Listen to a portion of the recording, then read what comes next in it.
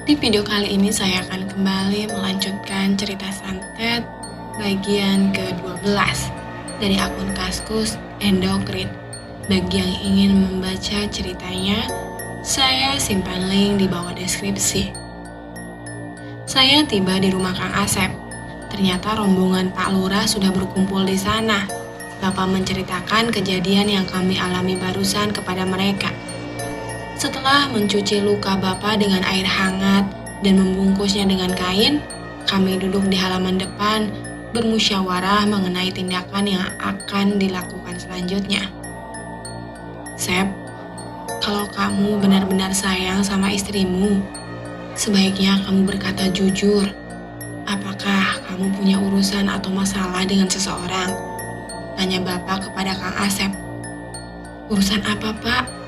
Saya tetap curiga dengan si Mardi. Dia pasti pelakunya. Ucap Kang Asep dengan nada marah.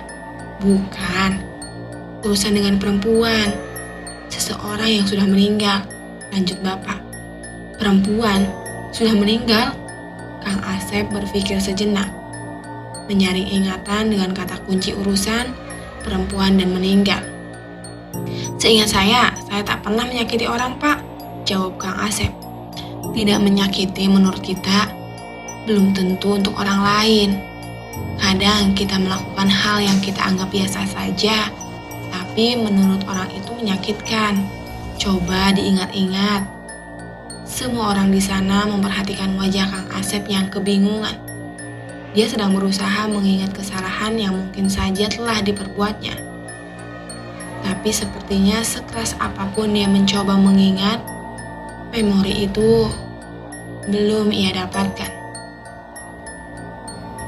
Ketika kami sedang berkumpul, tiba-tiba dari arah jalan terlihat seorang laki-laki tengah berlari menuju ke arah kami. Pak Lurah, saya lihat Ratih, teriak pria tersebut. Kami semua kaget, terutama Kang Asep. Warga langsung mengerumuni pria yang baru datang tersebut, seraya bertanya apa maksud dari ucapannya. Saya tidak mendengar dengan jelas karena sedang duduk bersama Bapak yang tidak menghampiri. Tapi yang pasti warga termasuk Pak Lurah dan Kang Asep pergi mengikuti pria tersebut. Saya yang masih belum paham diajak Bapak untuk mengikuti mereka dari belakang. Cukup lama saya dan Bapak mengikuti rombongan. Kami tiba di sebuah kebun jagung. Di ujung sana ada satu rumah yang tampak mencolok. Disinari lampu kuning, di halaman depannya tampak kontras dengan kegelapan. Karena tak ada lagi rumah di sekitarnya. Entah apa yang mereka bicarakan, tapi tampaknya pria yang menuntun kami sedari tadi menunjuk-nunjuk rumah tersebut. Semakin kami berjalan mendekati rumah itu, samar-samar terdengar suara tangisan perempuan. Semakin kami dekati lagi, suara itu semakin terdengar jelas.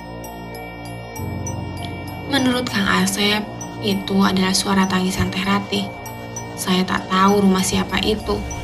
Tapi begitu kami mendekat, Kang Asep berlari dengan segera disusuli oleh beberapa warga.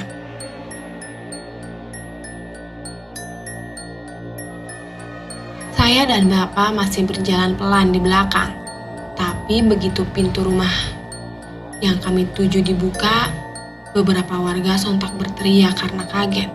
Karena saya penasaran, saya berlari melihat apa yang terjadi, meninggalkan Bapak sendirian. Kaget bukan kepalang, sosok tubuh pria tergantung di pintu kamar. Lehernya terikat seutas tali. Mungkin pria itu bunuh diri. Jika kamu pernah melihat orang gantung diri, itu akan menjadi memori yang membekas di kepalamu seumur hidup. Wajahnya melotot dengan lidah terjulur, seperti ekspresi orang yang menahan sakit luar biasa. Pria itu sudah tua, mungkin umurnya sekitar 50 atau 60 tahunan. Mengenakan kaos oblong dan celana pendek, wajahnya terlihat biru dengan urat di wajahnya tampak jelas. Dan yang bikin lebih mencengangkan lagi, di bawah jasad yang tergantung itu, terlihat Teh Ratih sedang menangis meraung-raung sambil memegangi kaki si mayat. Ratih, apa yang kamu lakukan? Ucap Kang Asep. tapi dia tak berani mendekatinya. Beberapa warga kebingungan termasuk saya. Apa hubungan dari kejadian Teh Rati dengan mayat yang tergantung itu? Sedangkan Pak Lurah langsung sibuk memerintahkan beberapa warganya untuk menghubungi rekan-rekannya, seperti Ketua RT dan RW, karena ada kejadian yang menggemparkan ini. Mendengar teriakan Kang Asep dan warga, Teh Rati langsung berbalik badan. Dengan pipi dipenuhi air mata, dia berteriak sekencang-kencangnya sampai kami menutup telinga. "Bangsat kau Asep!" teriak Teh Rati. Beberapa warga mencoba menghampiri Teh Rati untuk menenangkan. Tapi belum sempat mendekat, Teh Rati berlari ke arah dapur dan mengambil parah yang terselip di dinding bilik rumah. "Kubunuh kalian semua, setan! Kubunuh kalian!" teriak Teh Rati sambil mengacung-acungkan parang. Malam itu benar-benar membuat warga kampung Kang Asep gempar. Tidak begitu lama, para aparat desa bermunculan, diikuti beberapa warga baru yang mungkin penasaran. Sedangkan Teh Rati masih mengamuk di belakang rumah. Setelah saya bertanya-tanya mengenai asal-usul jasad yang tergantung itu, ternyata namanya adalah Pak Bulbul. Saya tak menanyakan lebih lanjut bagaimana riwayatnya sampai bisa dia nekat mengakhiri hidupnya. "Turunkan saja, kasihan Pak Lurah," celetuk salah satu warga sambil menunjukkan ke arah jasad Pak Bulbul. "Waduh, saya bingung. Ini harus lapor polisi dulu atau langsung diturunkan saja mayatnya," ucap Pak Lurah sambil menggaruk-garuk kepala. Mungkin ini kejadian untuk pertama kalinya yang ia alami selama menjabat jadi kepala desa. Sedangkan Bapak dan saya pergi ke belakang rumah untuk melihat Teh Rati yang masih mengamuk. Kali ini Teh Rati benar-benar sulit untuk ditenangkan. Dengan jalan yang masih tertatih-tatih, Bapak maju ke depan, berhadap-hadapan langsung dengan Teh Rati, sementara warga yang lain menyaksikan di belakang. "Katakan siapa dirimu dan apa yang kamu inginkan." "Tanya si kampret itu siapa aku," jawab Teh Rati seraya menunjuk Kang Asep. "Bisa kamu letakkan dulu parangnya? Kita omongkan ini baik-baik," kata Bapak. "Hah? Apa kau bilang? Baik-baik? Sementara bapakku mati gara-gara dia, kamu bilang kita harus bicara baik-baik," kata Teh Rati dengan nada geram. Ketika kami sedang bernegosiasi dari kejauhan, tampak seorang pria tengah berlari. Samar-samar aku mengenal sosok itu. Dan ketika semakin mendekat, saya jadi semakin yakin bahwa pria itu adalah Ki Merah. "Iblis jahanam, kau membunuh peliharaanku. Keluar kau dari tubuh wanita itu. Hadapi aku," teriak Ki Merah dengan nada marah. Malam itu benar-benar gempar. Teh Rati yang dihadapi dua pria, Bapak dan Ki Merah, disaksikan warga kampung. Sedangkan Pak Lurah beserta aparaturnya sibuk mengurus mayat Pak Bulbul. "Kau juga ikut andil dalam kematian bapakku, dukun sialan," ucap Teh Rati ketika melihat Ki Merah. Tanpa basa-basi, Teh Rati meloncat ke arah Ki Merah sembari menyabetkan parang yang dipegangnya. Untung Ki Merah mengelak dengan gesit, tapi Teh Rati tambah kesal dan melancarkan serangan membabi buta. Dan di antara sabetannya yang bertubi-tubi itu, akhirnya telak satu sabetan berhasil menghujam beberapa jari Ki Merah. Darah muncrat ke tanah, diikuti 3 potong jari yang terlepas dari tangan Ki Merah. Begitu Ki Merah tersungkur dan Teh Rati hendak meluncurkan sabetan selanjutnya yang mengarah ke kepala, Bapak melepaskan tendangan ke tubuh Teh Rati hingga ia terpental jauh. Teh Rati tambah geram. Dia segera bangun dan langsung menyerang Bapak dengan mengibas-ngibaskan parangnya tanpa arah tujuan. Tapi belum sempat parang itu mendekati Bapak, kini tendangan Ki Merah telah membuat tubuh Teh Rati terpental kembali. Mungkin karena tak tega melihat istrinya jadi bulan-bulanan kedua pria, Kang Asep maju ke depan. Tiba-tiba saja tubuhnya ambruk. Kang Asep bersujud di depan Teh Ratih.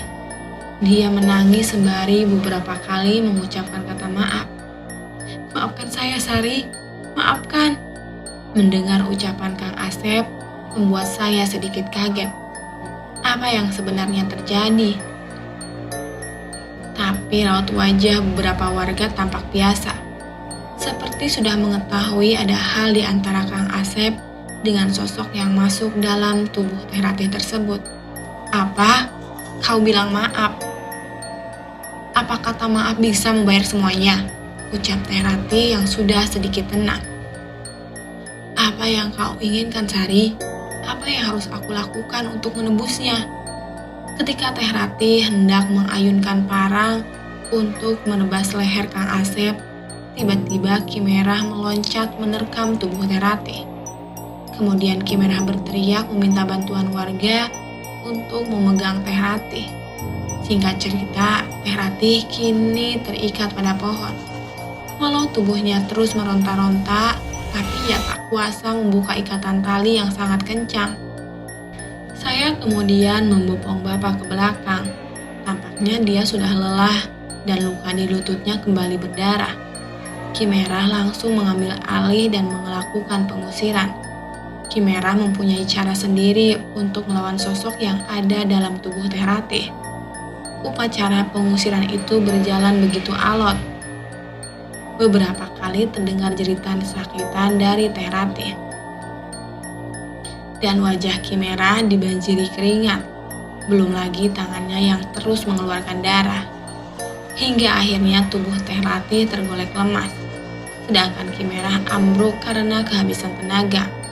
Teh Ratih digendong untuk dibawa ke rumah oleh Kang Asep dan beberapa warga.